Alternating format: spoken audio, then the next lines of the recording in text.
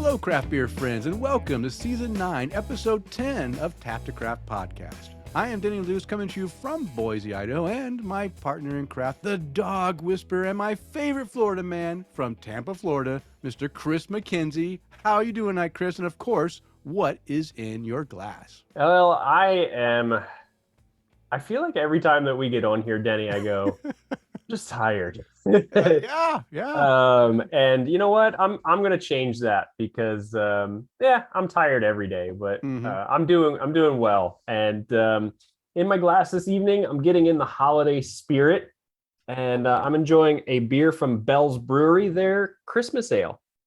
Nice. And picked this up a couple of days ago, and these are disappearing very quickly at my house. So I love a good Scotch ale. Yeah. So that's that style of Christmas ale is a Scotch ale. Okay. Scotch ale at the bottom, clocking in at 7.5%. And I'm gonna go ahead and slide this right down in here in my FrostBuddy. Lightning FrostBuddy.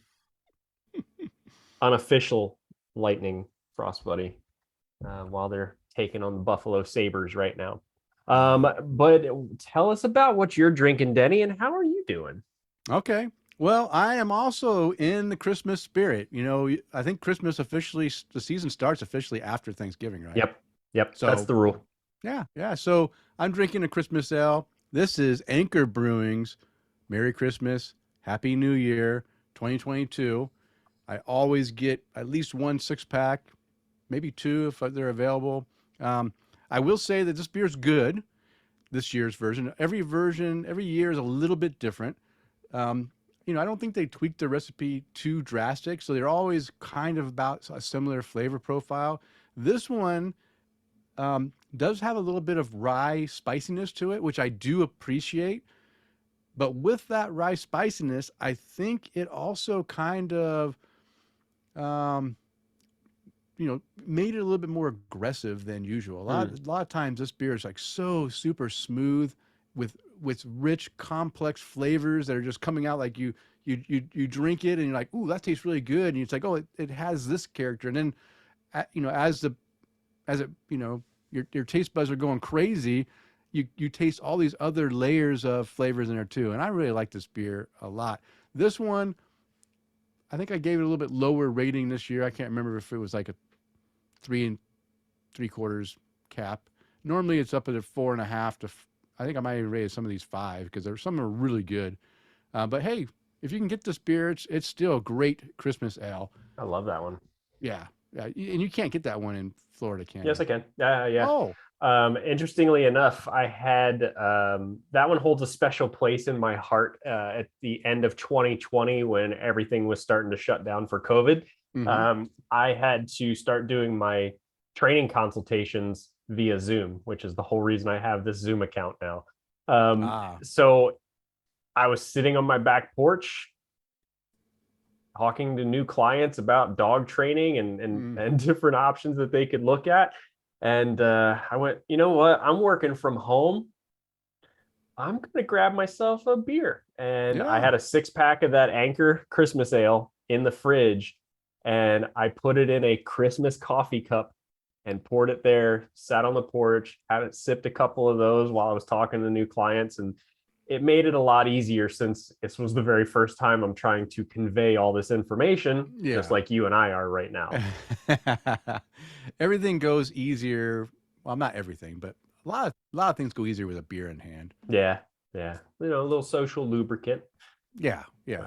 And if you're not doing anything that's life critical, like you're not operating on somebody or driving a vehicle with a bunch of people in it, or disarming a bomb, then you know what, a beer in hand is good for. I mean, I do operate a 90-pound fur missile with teeth, but yeah, that's true. That's a little different. All right, and how am I doing? Yeah, I think we're all tired from just getting over Thanksgiving.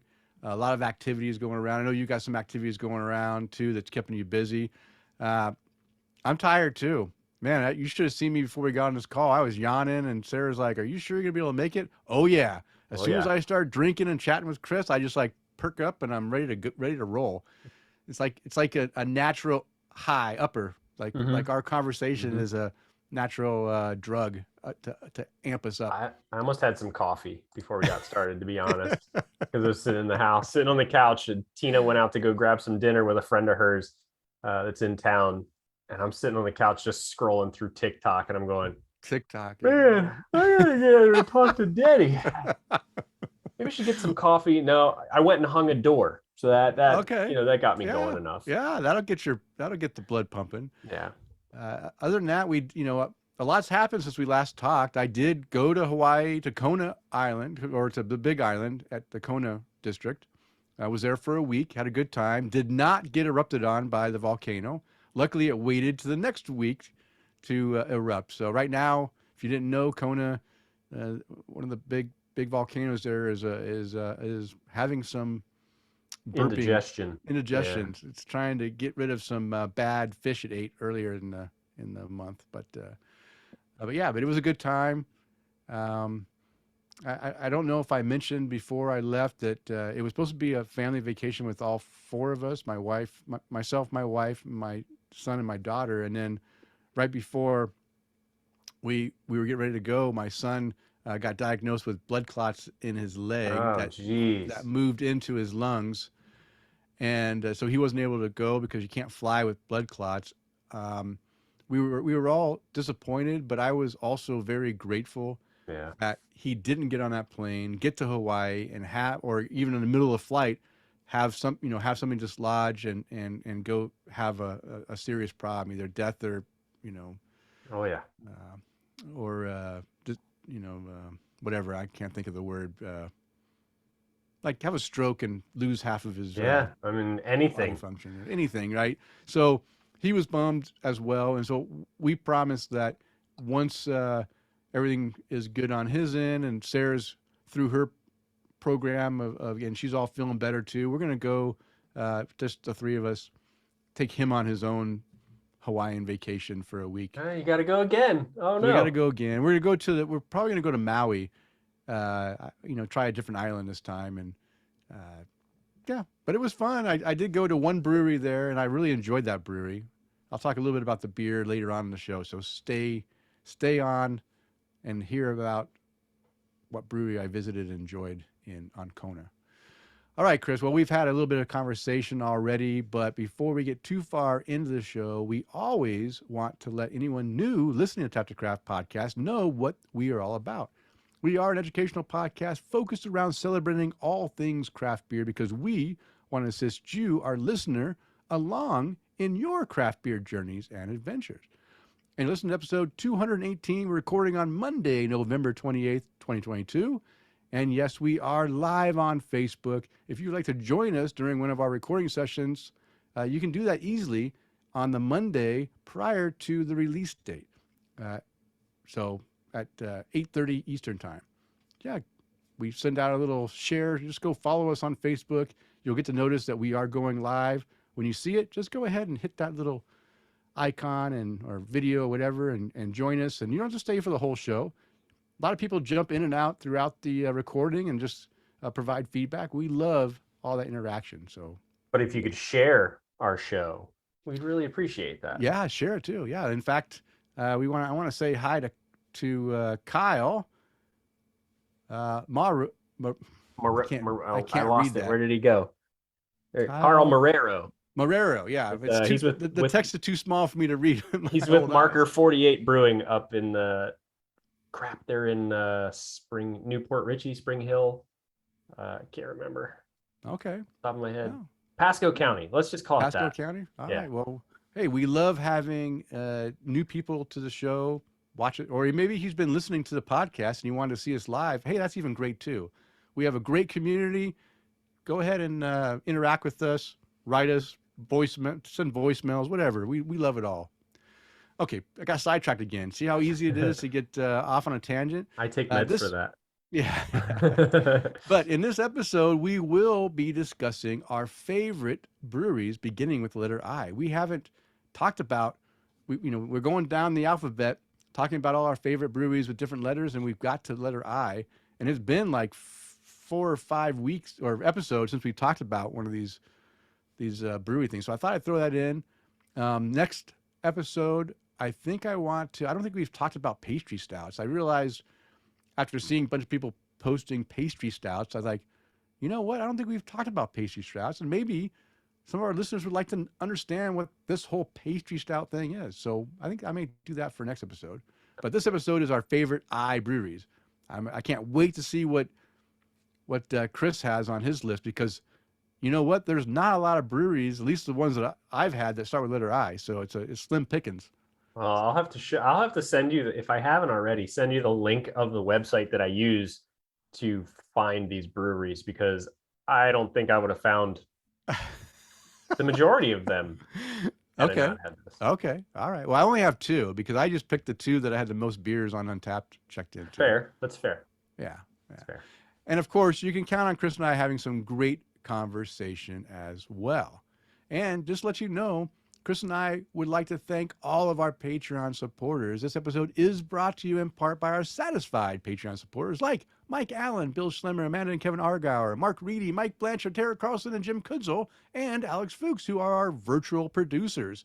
And Tom Byrne, Jeff Seiler, Johan Halberg, Chad Lamassa, Mark Church, and Eric Gronley, who want to buy us a virtual beer. And if you enjoy the content we provide, we invite you to support the show by toasting your host or buying us a virtual beer or even becoming a virtual producer. You can explore the options on our support page by visiting patreon.com/tapthecraft.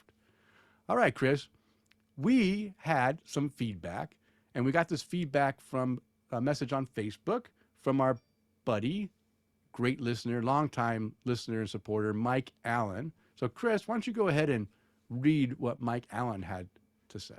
Yeah, so Mike sent us a message on Facebook. He said, "Hey guys, it's been a while since I checked in. We've been busy with a lot of family stuff over the past couple of months. That said, it's also been a great time for beer." When isn't a great time for beer? "I just finished listening to the latest show. I'm actually a certified Cicerone, level 2. And he said, "It's been a few years since I took my tests, but I'd be happy to answer questions for anyone looking to take the exam. Right now, I'm sitting at Sierra Nevada." Nice shirt, right? Nice shirt. "In Asheville, eating lunch after making my annual Black Friday pilgrimage to pick up the BCBS variants, Bourbon County Brand Stout variants. I also got to attend the Great American Beer Fest last month, which was terrific. Anyway, I hope to be able to catch some of the upcoming live recordings. I hope you and your families have a great holiday season." Okay. I just realized that I tweeted out this show on Twitter, but it doesn't appear to be doing a live for some reason.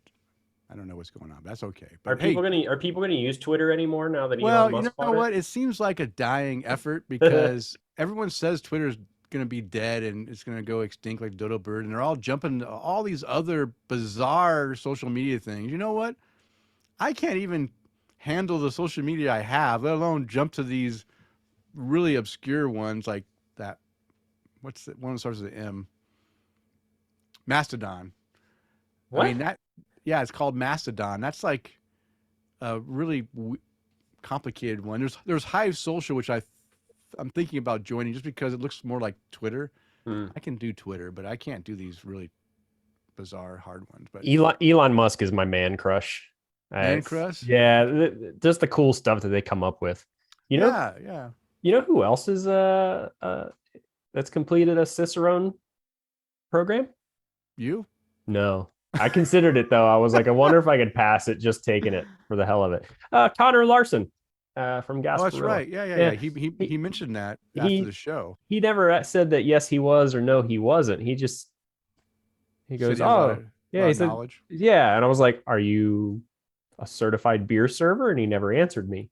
So damn. All right. But I went on cicerone.org and I looked him up, and sure enough, there he is.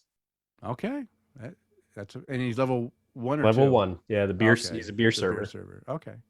Well, you know what? If he's going to be head of beer procurement, he should probably know how to take care of the beer too, right? Let's hope so. He knows how to drink it really well. I've seen it happen. Yeah, true. Okay. But Mike, that's great that you are level 2, and all of our listeners out there, if you are considering going ahead and trying to take these Cicerone tests, Mike offered his his services, but if you want to ask him a few questions, he'll be happy to answer some questions and give you some advice on how to prepare for that test and maybe pass it the first time. He said he did have to do it twice, the tasting portion, but he learned from the first time what his mistakes were and corrected them and did well the second time. So it sounds like this Cicerone program is designed to rack up the money on people on those tasting segment, right? I mean, so if you can if you can, buck the system and do it in one try, you're going to be, saving money and showing them that, hey, don't just be stealing my money. And he's got his picture up on there too. Nice. Hey, look at that.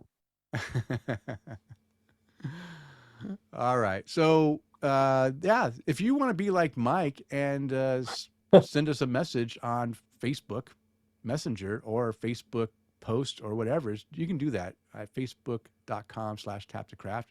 If you want to send us an email, you can send us an email at taptocraft@gmail.com. If you want to send us a voicemail, you can call us at 208-536-3359, or if it's easier for you to remember, 208-53-ODDLY. Just leave us a voicemail. We love to hear your voicemails. We love to play them on the air and let everyone else hear your questions and comments as well. And we do have a Tap to Craft podcast website at taptocraft.com.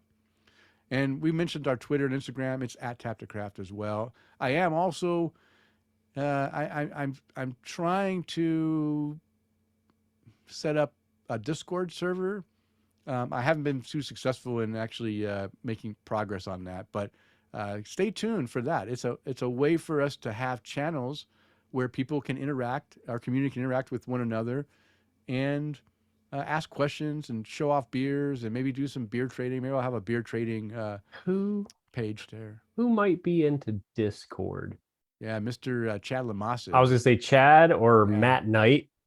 Matt Knight too. Yeah, I think Matt mentioned Discord as well. Yeah. Actually, wasn't it Matt or Chad who actually brought it up? Hey, we should get a Discord channel.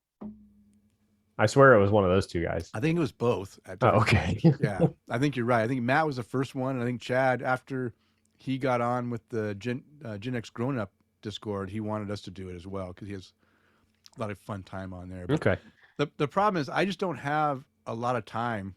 My work, when I'm at work, I'm working. And I'm at work, 9 to 10 hours a day. That leaves very little time to do anything else outside of work because my job is a bit demanding and I focus on it to get as much done as I can. So I have the mornings and I have the evenings, and a lot of times in the evenings I'm tired and I don't feel like spending time, chatting back and forth. That's why, this is, I separate the time for doing the podcast and interacting. I only check emails once a day. So if you send something after I already checked my emails, then you won't get a response till the next day typically. So keep that in mind too. That's why a lot of times it may be a day or two before I respond, but I do always respond because I do enjoy that interaction. It's just that I have to focus my time to make sure I can get everything done that I need to get done. It's a balance. It's a happy balance. My last one. Nice. Dark Star. It's my last one since we went to Las Vegas. Oh, you lucky man. Okay, well, Kris, let's continue this conversation because now it is time to untap the craft and see what our listeners are drinking according to Untapped. So, guys, we are going to read through some check-ins on Untapped. If you want us to read your check-ins, make sure you follow me on Untapped at MCK1345. And we read check-ins from approximately 24 hours prior to us recording on every other Monday at 8:30 p.m. Eastern Time. Who asked us about oatmeal stouts the other day? Bill Schlemmer?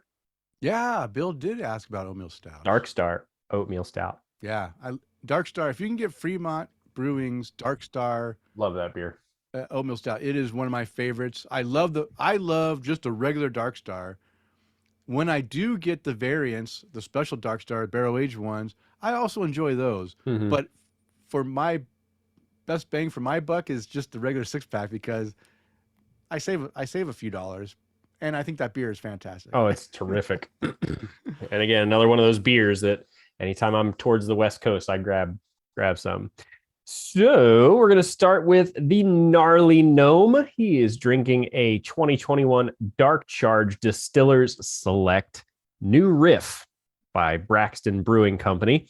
He's checking into this one at the Gnarly Gnome Tavern. And he said, I haven't had this since last year's DC event, and it's even better now. Boozy, but a rich baker's chocolate comes in heavy. I could sip away at it all night, except my bottle ran out. So freaking good.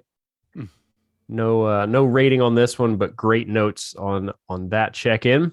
Mr. Alex Fuchs is drinking a Light Bohemian by Hospoda Microbrewery. Did I say that correctly? Do you know?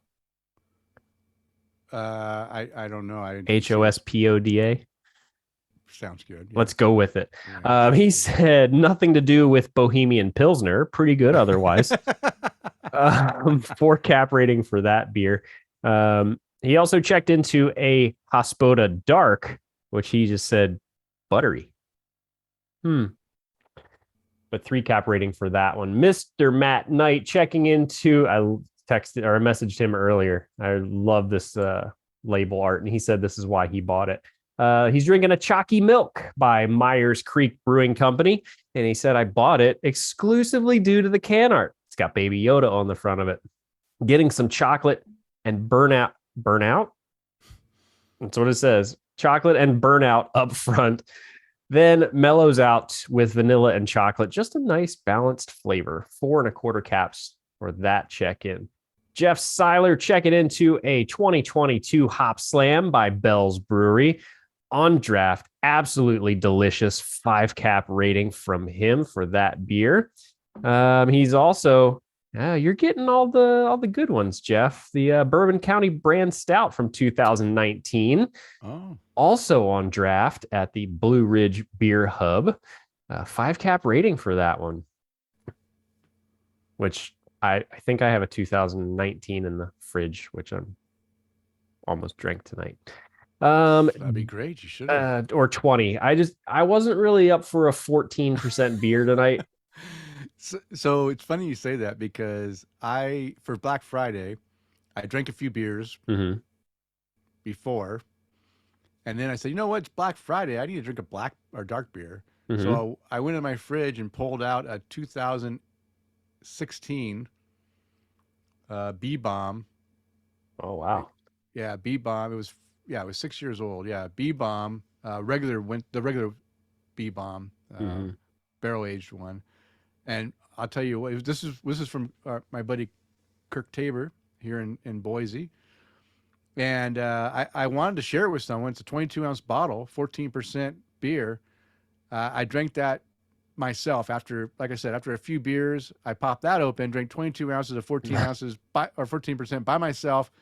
I think I dozed off right towards the end of the last half of the glass, woke back up, and then finished the rest of it.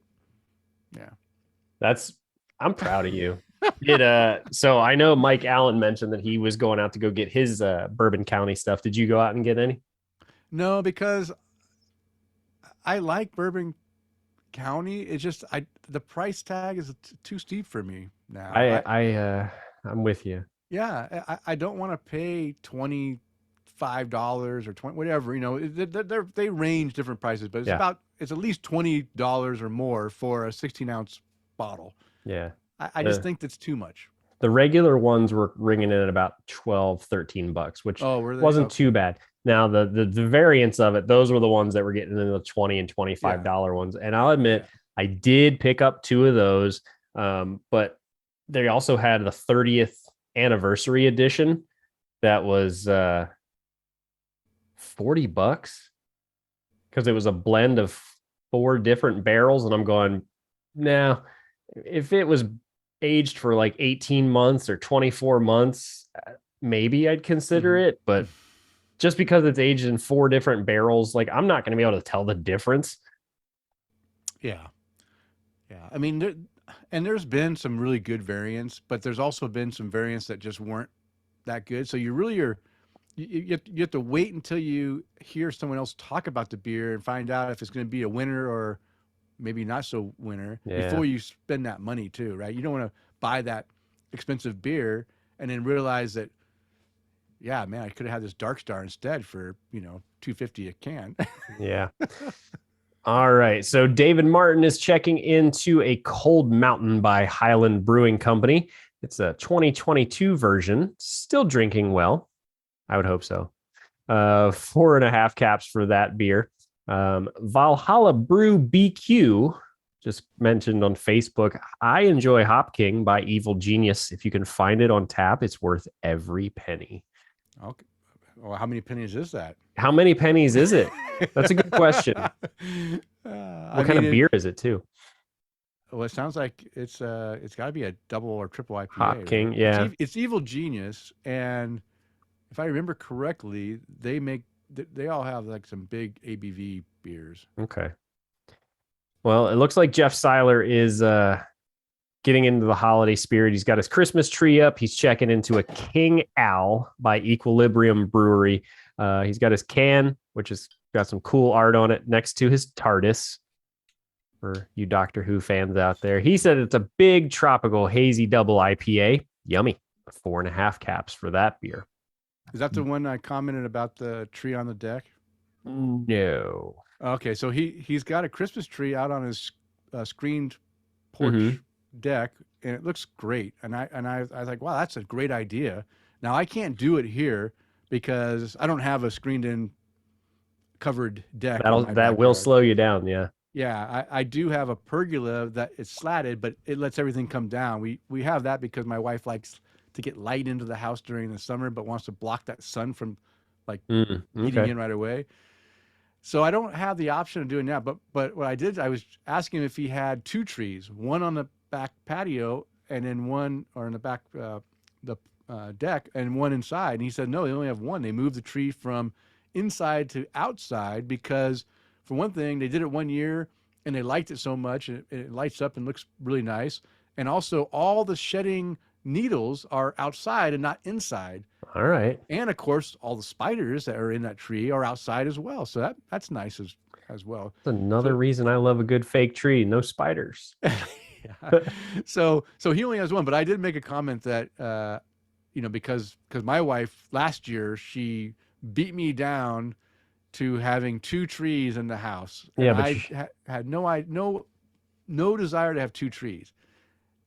And so she wanted a tree in the front room and a tree in our family room area. Now, the problem is, I wouldn't mind it so much if there's actually some distance between these. The trees are 10 feet apart.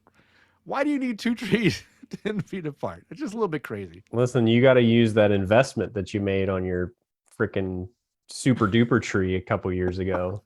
The second tree was a Walmart special, so it wasn't. If I combine the two, then they become like but the other one, the second one is like a small tree. Okay, like that tree better cook you dinner. Bill Schlemmer is drinking a Bourbon Trail 22. It's the Buffalo Trace #2 by Lion's Tail Brewing Company. He's checking in at the Lion's Tail Brewing Company in Wauwatosa. Sounds like my Wisconsin is kicking off real well. Great tasting Imperial Stout. I love the vanilla and cherry notes. Some chocolate is coming through as it warms up. 4.25 caps for that one. Art Warcheck drinking an Autumn by Treehouse Brewing Company. 4.25 caps. No notes to go along with it. And this is something that I was actually just talking to somebody about the other day. Bill Schlemmer is checking into a strawberry milkshake pale ale. He's checking in at this is a Lion's Tail Brewing Company beer. He said, I liked strawberry milkshakes growing up, but this isn't doing it for me. I should have known better. Something in the flavor is off-putting to me. He gave it a 3.25 cap rating. Strawberries in beer is a hard flavor to do. It's either too fake, or it's just too subtle to actually make a damn. I'll say that I also, as a kid, I enjoyed strawberry milkshakes, and I really loved banana milkshakes, were my favorite. Yep. But I haven't had a milkshake for a long time, and now I'm drinking alternative milk, so I'm not drinking dairy. So I don't think I want a milkshake that's not like real, milk. I feel for you. But what about strawberry banana milkshake? Yeah, yeah, I'd love that too. Okay. Combines two things I Oh enjoy. yeah, it's two great. If you're going milkshake flavors, those are pretty good. John WC is drinking a Fireside Chat. I haven't heard from that about that beer in a long time. This is from 21st Amendment Brewery, and he said, "Nice cinnamon with a good Belgian yeasty breadiness." 4-cap rating. What was the name of that beer again? Fireside Chat. Oh yeah, that's a good one. Yeah, I thought that's what it was. Yeah, I enjoy Fireside Chat. Yeah, me too. It's a good one. It's definitely a good holiday beer. But speaking of good beer, that was delicious. Chad Lamassa is continuing his check-in streak. He's drinking a Norse by Vassen Brewing Company. Nice and hoppy, a bit of grapefruit on the finish. More cool can art. I agree with you, buddy. 4 1/4 caps for that check-in. Bing, bing, bing. I'm really excited about this one. I'd really love to get a hold of this one too. It is Art Warcheck is drinking a double dry hopped Ghost in the Machine by Parish Brewing Company. He said simply, it's back. 4 3/4 caps rating for that beer. Now, I got to try this, and then I got to try this when I was at the Bolts Brew Fest at where the Lightning play at Amalie Arena. In August, and man, was it good. And it was really cool because a friend of mine, Leon Nault, here in Tampa, just put up a video of him chatting with another person who I got to help interview at another beer festival. What was her name? The Allie Ray. So I'll tag her here in a minute. But she just did a cool video. She does a show called Tap That, and it's all about craft I watched beer. that video. Yeah, I watched that video. Yeah. So when I was with Miguel with No More Pours podcast over at the Badass Beer Fest, she was walking around and doing some interviews and stuff. So we got to chat with her a little bit too. And the stuff that she puts out is really cool. I believe she is here in Florida also. So maybe we can chat with her too, because tap the craft. I know. Yeah. It was interesting that there's two, like in that segment you had tap the craft and tap that. Yeah, that's pretty good. And now we're going to refresh, see if anybody checked into anything else. Did it refresh? The screen didn't even blink. That's what everybody's drinking, Denny.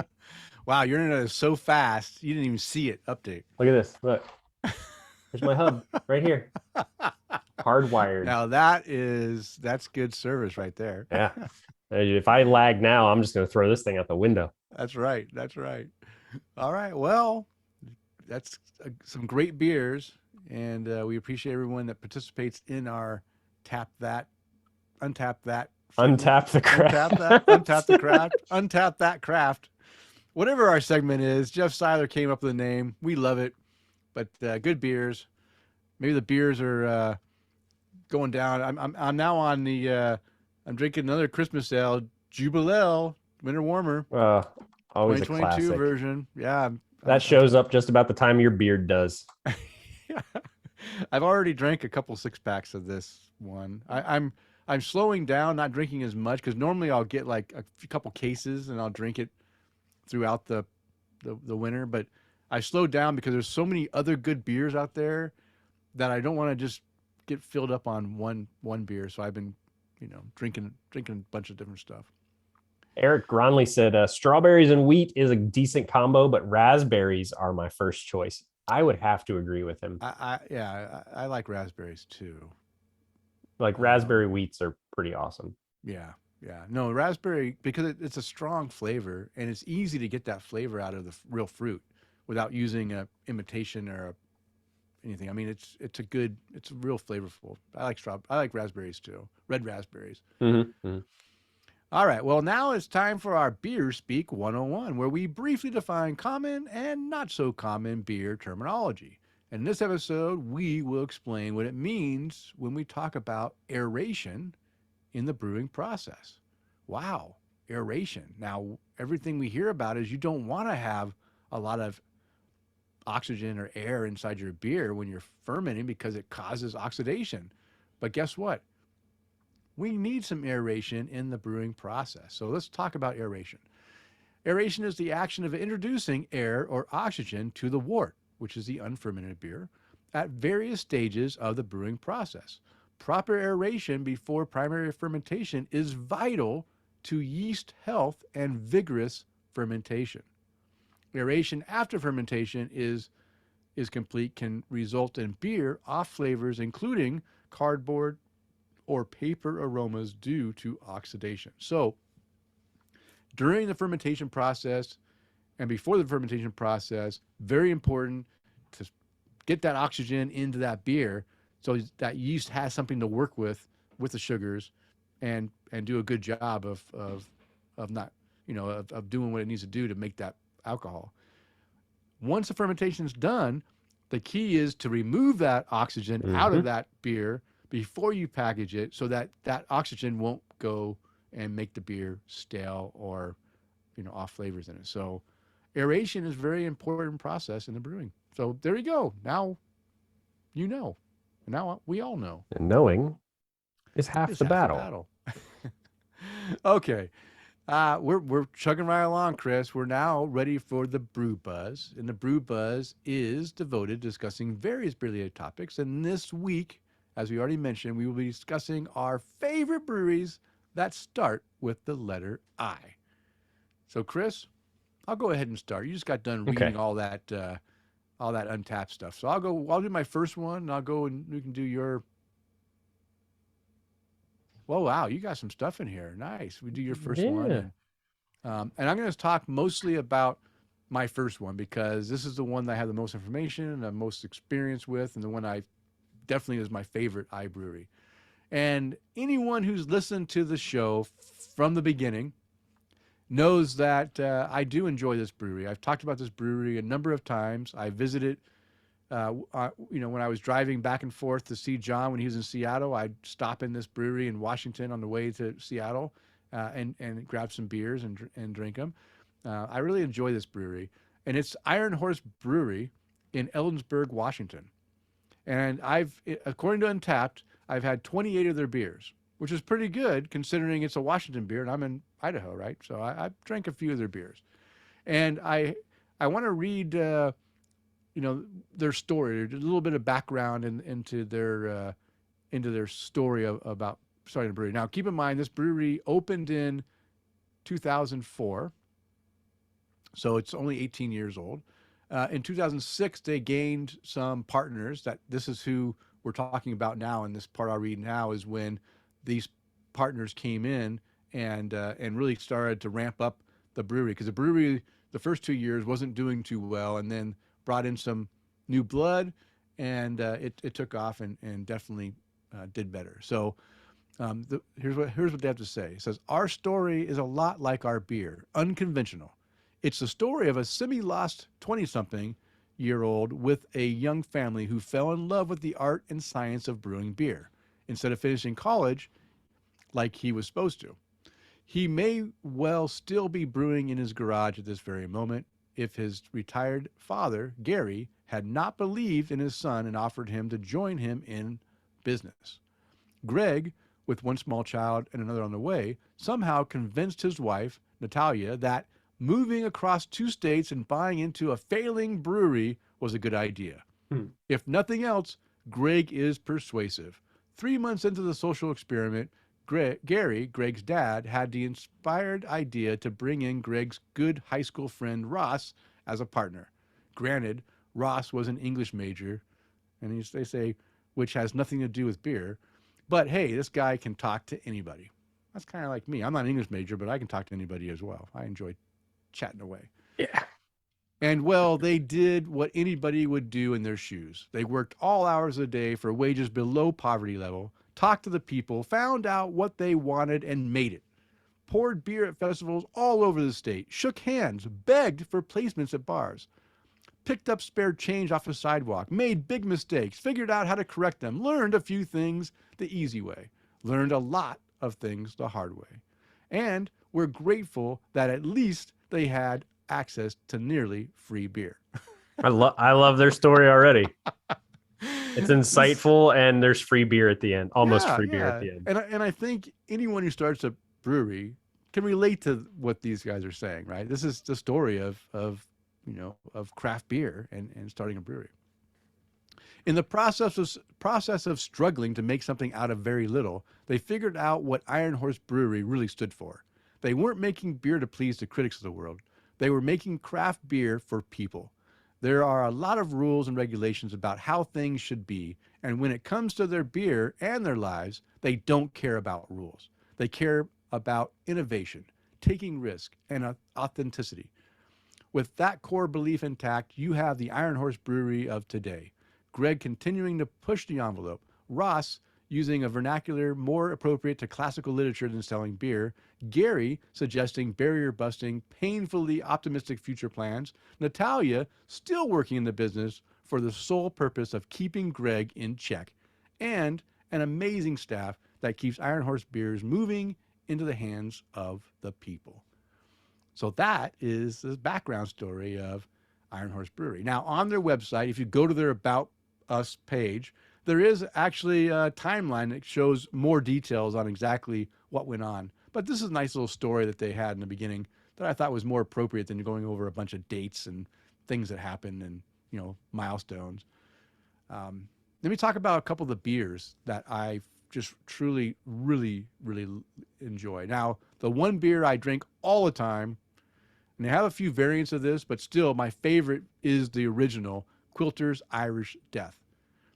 And as far as a type of like a style, it's style because what we just read, right? They don't follow any rules. They just made a beer that appealed to the masses around them that they wanted to have. And it's basically what I consider a dark strong ale, but it's a smooth dark strong ale. It's not, it's super easy to drink. It's a little bit higher in ABV, about 7.8%, but it's super smooth, dark, and really flavorful. Not too bitter, not too hoppy. Just everything is like really well balanced. And I love this beer. I drink it all the time. It never gets old. And they have a coconut variant. They have a coffee variant. They have Aloha Death. They have whatever the coconut one is or coffee one. Aloha Death is coconut, and then coffee is, I can't remember, but I've tried them all, and still my favorite is the original. I love that one. So it was created by the brewery's founder. Quilter's Irish Death is what we call a dark, smooth ale. Any attempt at classifying it just ends up sending beer geeks into style guidelines diatribe. So forget the style guidelines. Is your pursuit of a micro beer about tasting copies of style that fit guidelines anyway? Neither is ours. We lovingly refer to it as beer candy. While attempting to session this beer, the name is a necessary reminder that despite the surprisingly approachability, this beer weighs in at a hefty 7.8% ABV. And that is true. You don't know that this beer has that much alcohol in it. I mean, it feels like it's a 4.5% beer, but it goes down so good. Have you had this beer, Kris? It sounds familiar. I don't think I have, though. I'm gonna say no, but okay. there's only one way to find out. Yeah, you can check Untappd if you've checked it in, but if you haven't had this, man, I gotta make sure you have this beer. It's really good. I should have had that for the show tonight. I have actually. Oh, what'd you rate it? 4 cap rating. Oh, Nice. You sent it to me, Denny. This was fantastic. It's so smooth. I didn't realize that it was almost 8%. I'm sure I'll feel it momentarily. Yeah. No. Of course, anyone that enjoys a good darker beer will enjoy that beer. It's really good. All right. So I gave this a 4.5% or 4.5 cap rating myself. I stick by the 4.5. I don't know what I would change to make it better. I think because I go by style, I kind of put this into like a dark, strong ale category in my mind. And because of that, I have a lot of dark, strong ales that I love that mostly come from Belgium. But there are some dark, strong ales that come from, from the States as well that I really enjoy. This is up there at 4.5. It could be a 5. I might change it eventually. Okay, another beer I really enjoy is their double double rainbow ale. Nah. It's an imperial red ale. I also gave this a 4.5 cap rating. In fact, all 3 beers are 4.5 cap that I rated. Not quite a red, not quite an IPA, but quite big. This beer is built upon a solid malt foundation of medium crystal, biscuit, and Vienna for a considerable dose of toffee, bread, and nutty flavors and aromas. We then lace the beer with hops throughout the process. First hops go in the wort runoff. First hops go into the first wort runoff, and hops continue to be added through the boil, after boil, and then dry hopped in our conditioning tanks at 37 degrees. Rainbow 1 equals malt, Rainbow 2 equals hops, a double rainbow of flavors. A double rainbow. Yeah, this one's great. They release it seasonally. Actually, I wonder if it's now. I think it's a seasonal release. And whenever it comes out, I usually grab a 6-pack and I nurse it for a while. Really good beer. And the last beer is called 2 Live Brew. Like 2 Live Crew, but brew, right? It's an English brown ale, 4.5 cap rating. You know how I love my brown ales. All this has to say here is rich, savory with a hop kick to balance the flavors. This is a big, dark beer you're going to want to pop all night. Yeah, it's a great one. So those are the 3 beers I wanted to mention for Iron Horse Brewery. Like I said, I've had 28 beers. Most of them are highly rated. I just picked the top 3 of my favorites. Okay, Kris, what is your first brewery? So my first brewery is going to be from Infinite Ale Works right here in Florida. They are based out of Ocala, Florida, and I had this beer, funny enough, a couple nights ago. Oh, what is that? Look at that! I was like planned. Yeah, this one was called. So they are a Belgian-inspired brewery founded in 2014 with the motto traditionally inspired, infinitely creative. What began as a vision between craft beer lovers has evolved into Ocala's award-winning distributing craft brewery. Our focus is on paying tribute to timeless traditions while exploring the endless flavor combinations that push the boundaries of the brewing norm. Our quest is to share our innovative creations and the stories behind them with people that will appreciate, indulge, and share our passion. Making great beer is only part of the narrative. It's the memories made and experiences shared while enjoying our creations that can last a lifetime. Whether it's in our tap room, a special event, at one of our distribution accounts, or in your backyard, we hope you are having a better day because you are drinking an Infinite Ale. Nice. Wow. So you mentioned a beer here. Yeah, so the beer was called West Floridian Christmas. And it was, I mean, you'll never guess where I had this. Was it Gasparilla Pizza and Gasparilla Pizzeria? And I was sitting there enjoying a beer, and Jack, one of the owners, goes, "Hey, have you tried this?" And I went, "No." He goes, "Here, try it." I went, "Okay, it's a 10.5% quad." And I'm like, "Yeah, I don't think I want that with dinner, but hey, I'll try it." And I tasted it, and it was everything you would imagine Christmas would smell like and taste like. Now, the notes that they have on Untapped for it says this annual release starts as our traditional Belgian quad with notes of dark fruits and rich malts, then meets the holiday nostalgia of cranberry, clove, star anise, allspice, cinnamon, and vanilla. Wow. That's was a lot going on there. Yeah, it really was. And it almost had citrus notes to it as well. And maybe I was just getting that from the cranberry, but it was like sniffing and drinking a holiday candle that you'd grab from like Yankee Candle. Yeah. And it was super smooth and just so good. And sounds good. And it was so nice to enjoy. And 4.25 was the rating that I gave it. And it just worked out so well that we get to have this, breweries with the letter I. Now, this is the only beer that I've had from them.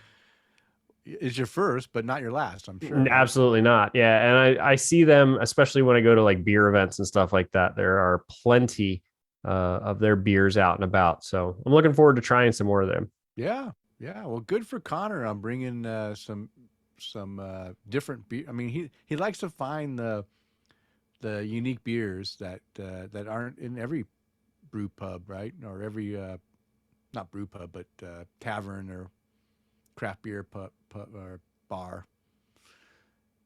Because Yeah. a Belgian quad is hard for justification on taking up a tap because that's not for everyone. Big Belgian quad. Well, now I'm curious because it looks like they sell it in cans because there's a lot of people that have taken pictures of it in cans, and I'd like to find out where that's hiding out. Yeah, yeah. You should go. Maybe it's time to go visit your local bottle shop. Mm-hmm. Mm-hmm. Pick up some Infinite Ale Oh, Works. that's definitely at our Total Wine. Well, try to go to a more. I mean, do you have now that? I do. I just don't know if it would be there. Okay. Well, if you can go to Gasparillo Pizza and just get it there, I guess. Yeah, but it's on tap. They won't send me home with the whole keg. Oh yeah. Okay. One thing to mention, we had that message from Mike Allen, and he is saying you mentioned Gasparillo Pizza. Did you notice that he also responded? He's coming to Florida next year, Mm-hmm. and he's February. coming to run the Gasparillo half marathon. Yeah. So we have a Gasparilla. The Gasparilla Festival is like our Mardi Gras. It normally happens the last weekend of January, where they've got a huge parade and floats, and everybody dresses up like a pirate. And if you want to go visit it, it's easy to get there. It's just getting out is the hard part. But it's a lot of fun. It's an all-day thing. They have a kids version of it. They have a regular adults version of it. And then they will definitely put events focused around it, like the Gasparilla Marathon and things like that. So he's coming down to run that. And I believe that's in February. So. All right. So you're gonna train up and run it with him? Oh, absolutely not. Absolutely not. No. You'll be there to hand him beers on the I'll definitely be his beer tender if he would like. That's awesome. That'd be great if you guys can meet up and have a few beers either before or after the race. Well, as I tell everyone else, if you come to visit, I will gladly buy your first beer here in Tampa. Nice. All right, I didn't mean to get sidetracked. Let me go to my second. You know what? Yeah, let me go to my second one. My second one's pretty short. Okay. So this brewery I'm going to mention, I just discovered in the beginning of 2021 when I flew up to Spokane, Washington, bought my truck, and then drove it back down. And I went to the local bottles craft beer shop. I remember that lady too. Yes, and she opened up early for me to go in and buy beer because she knew I told her, they don't normally open until a certain time, and it was an hour before that time they open. And I said, and then she said, well, you know what? Come on in and I'll buy beer. I can't serve you, but you can buy beer. So I came in and filled up a big box of beer. And in that box of beer, I asked her, and we were chatting, and I asked her, which of these breweries that and I named a few, and that you recommend someone that I can't get down in Boise. And one of the ones she mentioned is a new brewery that just started coming here, makes some great beer, and the brewery is called Imagination Brewing, and they're out of Missoula, Montana.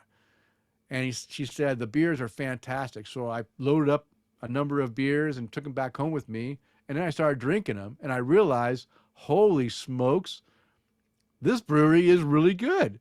And then, I don't know, a few months later, maybe it was 6 months later, all of a sudden we started getting Imagination Brewing in Boise, and I started drinking the beers from here locally as well. And every beer I had was really well done. Now, they focus mostly on hoppy beers, West Coast and hazy IPAs, and a lot of them are big double IPAs and triple IPAs. Uh, but I'll tell you what, I really enjoy all the beers that they do. Now, this is a special brewery, and I'll just read what they have on their website, because it's not just a brewery; it's also a bit more than just a brewery. So, Imagination Brewing is a community-oriented and community-based Missoula, Montana microbrewery grounded in the world's great brewing traditions. Through expansive beers, a celebratory atmosphere, and workshops and dialogues that address the critical challenges of our time, the purpose of the brewery is to support people in their own transformation so they are better prepared to authentically connect and transform the world around them. Wow, that's a lot. Yeah, that's pretty kidding. deep. Yeah. And they have this slogan, "We are because of each other." And I love that, because you're right. We are, it's not, you are what you make of everyone around you as well. And the Imagination Brewing Company transcends how a brewery serves a community by being the first in the country to include a center for community transformation. Through craft beer and education, the INBC is a unique model of celebration and dialogue envisioned to joyfully address the challenges of our time and fuel social change in Missoula, Montana, and beyond. So yeah, so that's that, and they make great beer as well. So they're doing too. So now, I did read an article. They just recently changed ownerships in July. The owners that were the original owners decided they wanted to go and continue their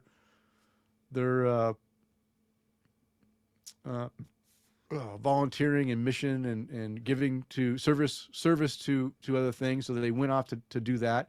They sold it to another couple that hopefully are going to keep running it in a similar manner and do the same thing. It looks like, from what I read, they are. But the interesting thing is that the previous owners, 25% of their profit went to charities. 25%. I mean, that's a lot of. That's a big chunk. A lot of breweries, if they're able to do 5 to 10%, that's a lot. But 25%, that's a huge amount. And they held a lot of events in their they were a community event center as well, that they would have these events for people to do stuff. So I thought there's a lot of giving. They do a lot of giving. 2 beers I'll talk about. The first one is Frontline's Triple New England IPA, or Hazy IPA. I gave this a 5 cap rating. 5 cap rating. 5. Yeah. What it says here is 6 pounds per barrel of Mosaic Cryo, Galaxy, Idaho 7, and El Dorado hops. A lot of hops. It's very good. Yeah. The second beer that I really enjoyed is the Changemaker Imperial IPA. I gave that a 4.5 cap rating.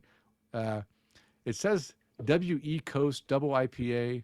I don't know what WE stands for. West. I don't know what that is. With Citra, Mosaic, Simcoe, and the Cryo counterparts of those hops as well. Now I'm curious. Yeah, I know. I meant to look that up and I forgot. But yeah, that's a really good one too. I've enjoyed all the beers. Now, according to Untappd, it says I've only had 8 of their beers. I think I've had more than 8, but for some reason Untappd only says 8. But I feel like I've had a lot more than 8 of their beers. So, Kris, that's the only 2 breweries that I really want to talk about. So I had, I guess my second one. There's not a lot of information. They don't have a website. They, and I could go take their. Maybe I should. I could go take their domain right now. Well, I don't think they really care. Denny, can I borrow $20? It's called Inoculum Ale Works. They're based out of Spring Hill, Florida. And if you look at their Untappd page, it says, "We make sour beer. We like it. Tap room coming up at 554 First Avenue North in downtown St. Petersburg." Keep an eye out for that. Follow us on Instagram at Inoculum for updates. I've actually had 6 beers from these guys.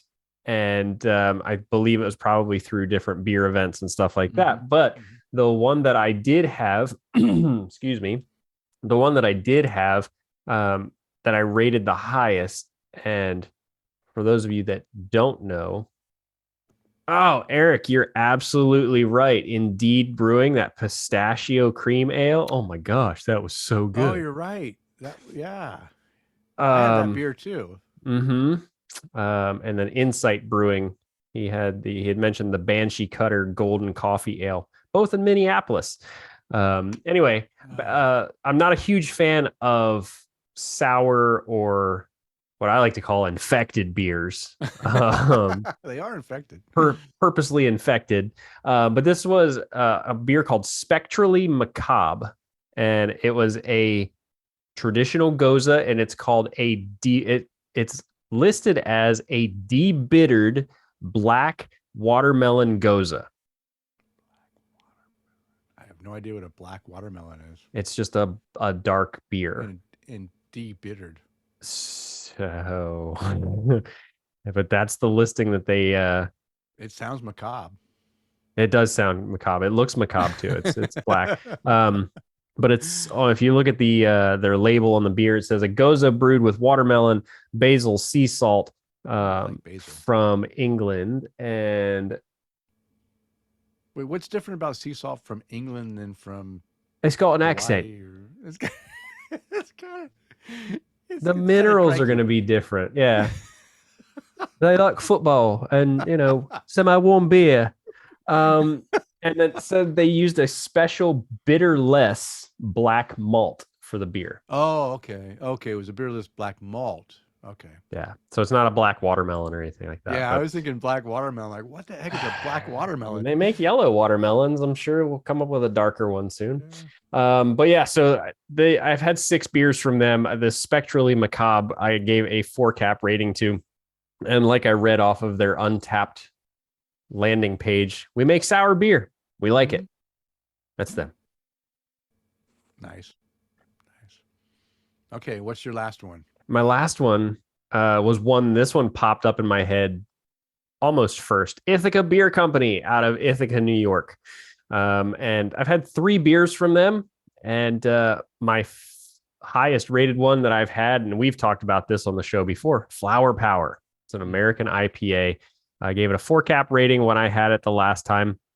And their information, Ithaca Beer Company sits on a beautiful farm just outside the city of Ithaca between 2 state parks. That sounds great. Let's go.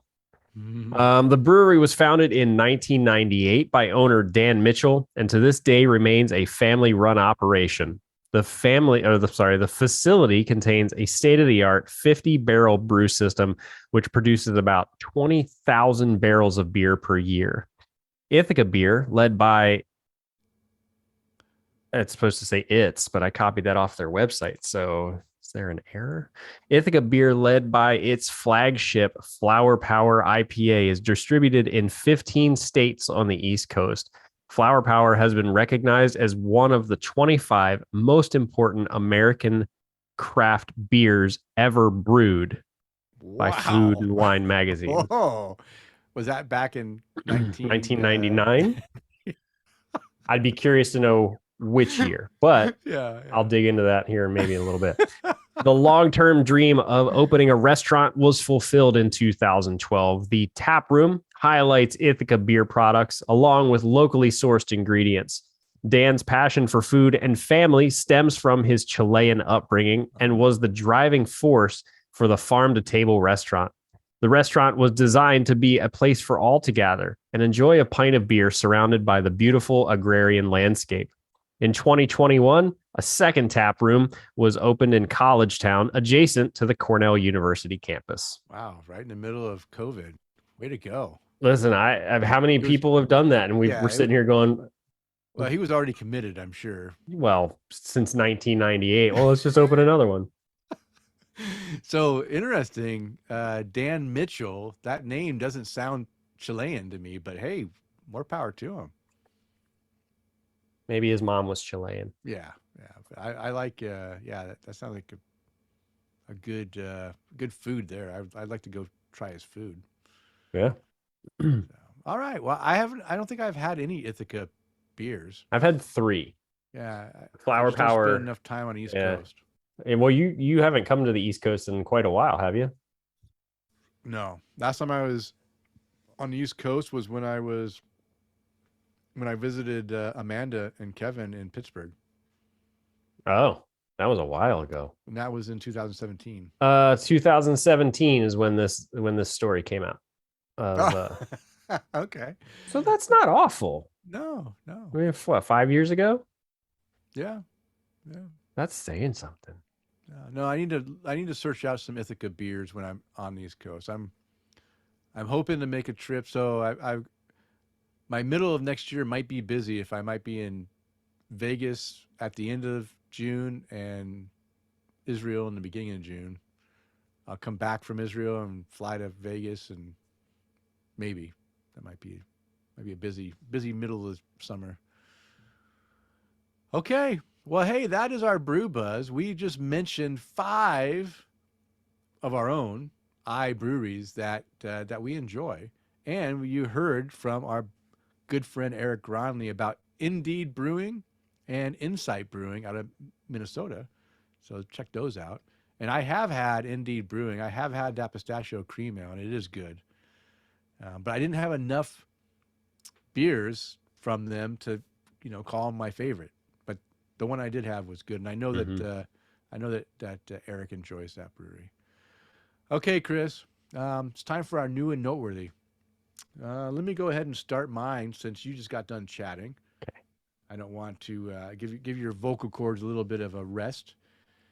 And I'm gonna do 2 segments here. I'm gonna do a segment where I talk about the beers I had here in the States, in the continental United States, and then I'll talk about a few of the beers I really enjoyed when I was in Kona as well. So before I went on my trip, I did meet up with my buddy Alex Fuchs the day after we recorded. Yeah, we recorded on a Monday. We met with him on a Tuesday before we left, and we went to 2C Family Brewing. That same day, we met with him before he went to see the Dave Matthews Band playing. In Nampa. Yeah, this is in Nampa. 2C Family Brewing is in Nampa. And I've been there twice now, and I'll tell you what, this brewery, man, they make some great beer. I think their beers are underrated because they're in Nampa, and it's a destination place, right? People aren't going there to drink unless you live in Nampa or you have a friend you're meeting in Nampa. But I will tell you that I had 3 beers, and all of them just of different styles. I had a fresh hop IPA. I had this, you know what? I'm talking about the last beer I was going to talk about. You know what? I was going to talk about this now. I had a porter, and I had a English mild, I think it was. I can't remember. All 3 different styles. All 3, I think I rated a 4 or above in a rating. I mean, really good beers. So they're making some great beers that I think are just not getting the respect that they should. I'm sitting here trying to find my check-ins. I guess I've had a few beers. Okay, so the 2C Family Brewing beer I want to talk about is called Shoshone Steamboat American Porter. And it's an American porter. I gave this beer a 4.5 cap rating. I said, yum. Really nice, robust porter. Coffee roast flavor makes for an enjoyable experience. Cheers, Alex. I was with my buddy Alex. A great American porter. It had everything I enjoy in a good porter. It had a little bit of the coffee flavor. You don't normally get that in a porter. Some porters you do, but a lot of times those come in the stout. But it had a nice coffee roast character. Maybe John would say it was too roasty for a porter. It was more of a stout. But the body was lighter than what you get in a stout. So it had the body and the character of a porter, just with a little bit more roast than normal. So I really enjoyed that one. Going back up my list, Now I got to go all the way back up here. I'm going to Come be on, Denny, get it together. jumping back and forth. Because now I'm in my Hawaii beers. I need to go past Hawaii. So I will say this. Everyone knows I really enjoy pFriem brewing. Who doesn't? Yeah. And now, when I was in Hawaii, they started distributing to Boise. So when I came back, I went and bought some pFriem beers. I also bought some Great Notion beers that are now being sold in Boise. So I got two great breweries in Oregon that are now selling to me in Boise. So that is fantastic. So this first beer I'm going to talk about from pFriem is called their Canadian Lager. It's a pale lager, crisp, refreshing, with a very pleasant bread dough malt flavor and aroma. There is a little fruitiness in the finish as well that brings it all together. A very clear beer with a pure white strong head. It's a beautiful beer. I could drink this all day long. 5 cap rating. Yeah, a pale lager, 5 cap rating from me. Yeah, pFriem, this Canadian lager is fantastic. So go buy it. Go get it if you can. The next beer I'm going to talk about is from Holy Mountain Brewing out of just outside of Seattle, Washington. It's called the Black Beer. It's a dark ale. What I said about this is beautiful black beer with cappuccino thick, creamy, and long-lasting head. Aroma has notes of chocolate and coffee. Flavor is the same. Lighter bodied, but perfect for the style. And really enjoyable beer. Happy Thanksgiving. I had this on Thanksgiving Day. 4.5 cap rating. Great beer from Holy Mountain outside of Seattle, Washington. And those are the beers I want to talk about here in the mainland. Now, I had a few beers in Hawaii. There was, so I was on Kona, but I bought, or actually, I didn't buy this. This is actually given to me by my good friend Corey. He gave me a 12-pack of Maui Brewing's Big Swell American IPA. It's a good thing because this beer was really good. Hold on, let me go find this one real quick.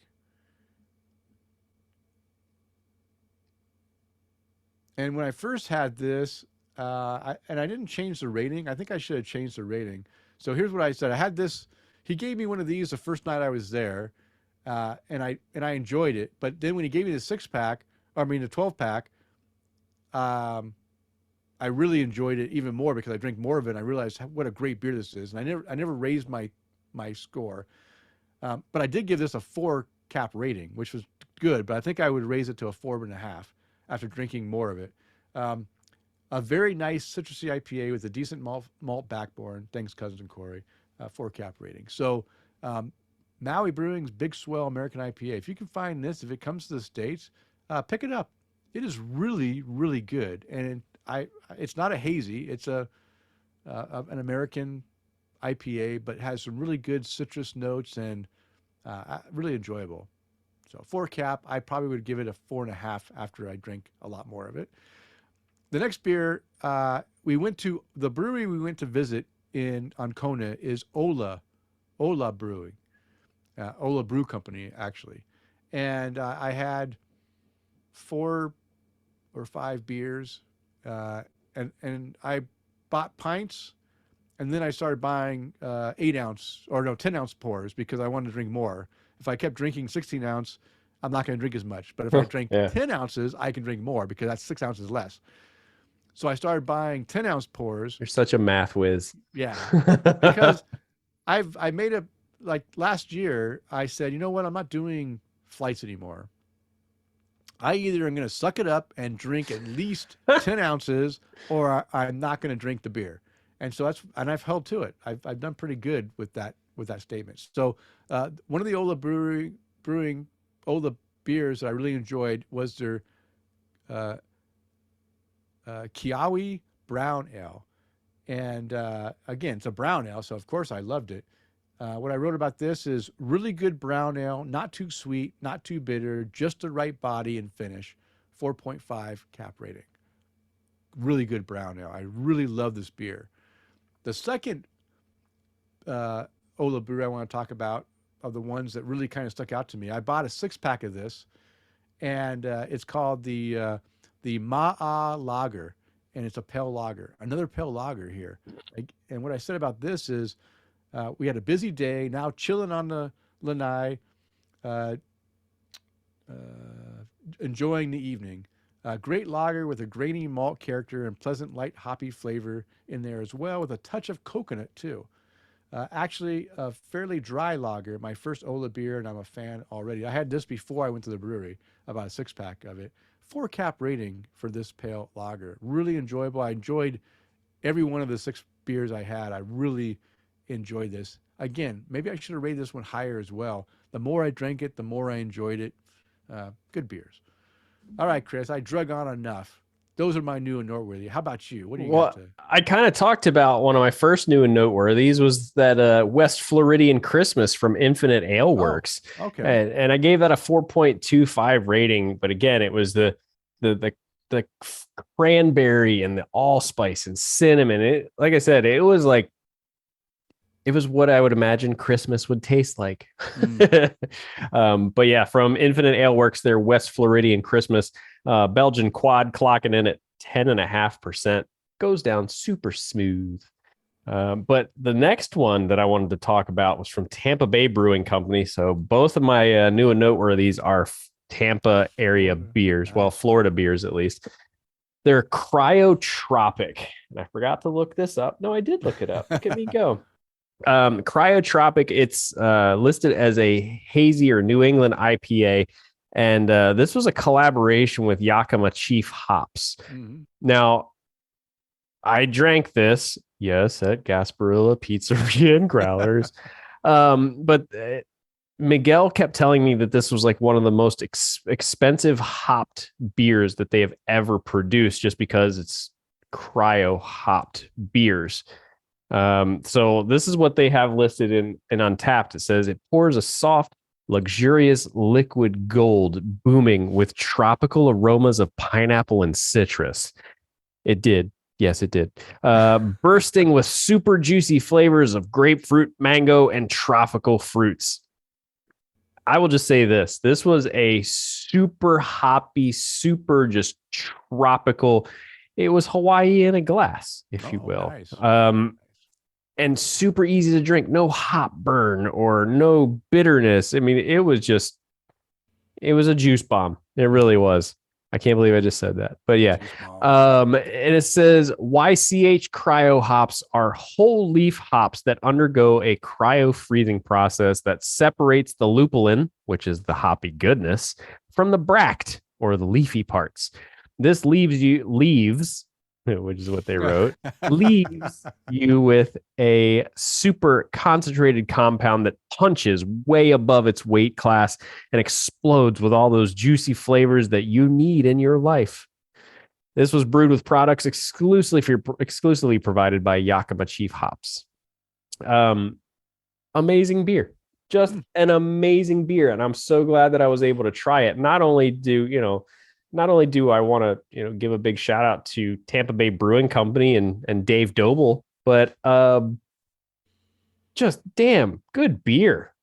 4.5 caps is what I rated it. And nice. I would have probably rated it a 5 cap rating if I didn't end up drinking it so damn fast. Yeah, if you would have savored it, enjoyed it slowly. But man, was it good. It was so good. Yeah. I do enjoy those cryo hops. I think it puts a nice, bright hop character into the beer. I think it's really, really nice. All right, Kris. Well, guess what? We're actually doing good on time, but it's time to end the show. But before we end the show, we always like to raise our glass to someone we like to raise a glass to. So is there anyone out there you'd like to raise a glass to tonight? There is, and I forgot to put this on my list, but when this show releases on December 1st, it's Tina's birthday. Ooh. So happy birthday, Tina. I hope you have an awesome day. And guess what? She doesn't know this, and she probably won't hear this, but we're going to go out have a fun day with a bunch of friends on Saturday. She doesn't know it yet. Oh, nice. Well, enjoy that. Happy birthday, Tina. What about you, Denny? Who would you like to raise a glass to? All right. First, I need to raise a glass to our Patreon toast of the show, and that goes out to our buddy down in Monterey, California, Mr. Mark Reedy. toast to you. Thank you for your support. We really appreciate it. I hope you're passing us off on, passing the word off to all your Patreons, and they're enjoying the content we put out. And I also want to raise a glass to someone I met at Ola Brewing, a guy who owns a brewery in Alaska. And my gosh, I can't remember the name. I thought, well, maybe if I go and search for Alaskan breweries and I see the name, it'll jump out and I'll remember it. Guess what? There were so many names that I thought it could have been. I didn't want to accidentally say the wrong one. So I can't remember the brewery name, but his name was Buck. So, Buck, I really enjoyed chatting with you when we were at Ola. And again, I just was walking in, and a lady that he was with noticed my shirt I was wearing. I was wearing my Killarney Brewery brewing shirt from Ireland. And she said, "There's a brewery in Killarney?" I said, "Oh, yeah, it's a great brewery." And I started talking. I told her exactly where it was, and we started chatting. And that's when he started chatting with me and said he owns a brewery. And I mentioned the podcast, and he was going to listen to it. So, Buck, if you're listening, thanks for listening. Write into us. We'll interview you. I'd love to hear about your experiences with craft beer and your brewery. And one last toast goes out to our listener who's listening right now, Eric Gronley. Thank you, for your support, and we just want to toast you and your family, and especially your daughter Jazzy. May she be recovering very quickly, and making enjoying life, and really we want to toast all the healthcare workers that helped you guys through this trying time. So cheers to all of them as well. And of course, being a former serviceman, I always want to raise my glass and thank all those who have served and are currently serving in the U.S. military services, protecting our freedoms. Thank you for your service, and I hope that all who are deployed can return home safely to their families very soon. And Kris, why don't you go ahead and give a toast out to our sponsor? So FrostBuddy specializes in cooling containers for your beverage of choice. They have the Universal Buddy 2.0, which is right here in my hand. You're very welcome, Eric. He said thank you. And he said the Children's Hospital staff is top shelf. Nice. They have the Universal Buddy 2.0, which is the world's first universal can cooler for 12-ounce cans, slim cans, bottles, and even 16-ounce cans. See, I'm pulling this empty 12-ounce can out of here now. FrostBuddy also has the world's first universal wine cooler, 24-ounce stainless steel mugs, and even stainless steel dog bowls. Go visit their website at frostbuddy.com. And I did just share something on our Facebook page. They are running promos for the holidays. If you guys are trying to get a couple of these, they're running some sales on these as well. Okay. So go check them out. All right. Last holiday season, we made some money off the promos that we sent them way. Yeah. Have promo code going yet? Yeah, they I don't think they're ever going to do that again. Never again. And honestly, I think what happened was in that jump when I was chatting with them, they were just like, we don't like. They weren't happy the way that their promo program was being run, so they nixed it, and they were going to try to rebuild a new one. In between that time, from what I'm seeing, Dick's Sporting Goods picked them up, and a lot of other larger retailers. So I don't know if they're going to be operating the same way that they did before. I mean, I could be wrong, okay. but they make, from what I've experienced, an amazing product that I've used many, many times. This thing it's almost like when we were with B Cups. This thing has been to the beach. This thing has been on the boat, by the pool. This has been camping. This thing has gone pretty much everywhere with me, especially when I'm taking beer, bottles, cans, whatever. So, yeah, I meant to take mine to Hawaii, and when I was on the plane, I was like, "Oh, damn, I forgot my FrostBuddy," and it really would have come in handy, especially at the beach, when I could just put the can in the thing, and I didn't have to, I could just drink it. Nobody knows what I'm drinking, and it would have kept it cold. And I was just like, damn, I really could have used the damn FrostBuddy, and I forgot it. But yeah, they make a good product. And anyway, as you mentioned, B Cups, I think B Cups is my favorite product that we've had on the show as a sponsor. I mean, I use my B cup. In fact, I have one right here because I was going to pour another beer into it, but I decided I probably had enough tonight, so I better not overdo it. But I also love B cups. We do have some good sponsors on the show. Yeah. Well, we'll be looking for a new one soon. So if anybody sees any beer or drink related items that we might be able to reach out to and pick up a sponsorship from, let me know. I can send a pretty convincing email. You're pretty good at that. You do a good job. So let me know if you guys see anybody, and we might be able to toss one your way too. All right. Yeah.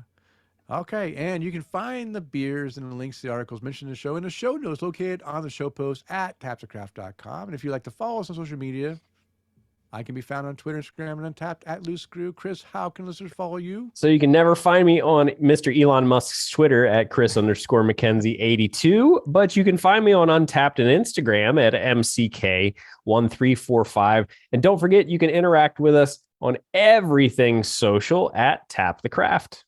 All right, it is last call. It's time to bring the show to a close. We want to thank you for downloading and listening. We ask you to please tell a friend. And of course, subscribe on your favorite podcast app. And as a reminder, we release a new show every 2 weeks. Now go out there and spread the good word of craft beer. Cheers. Cheers.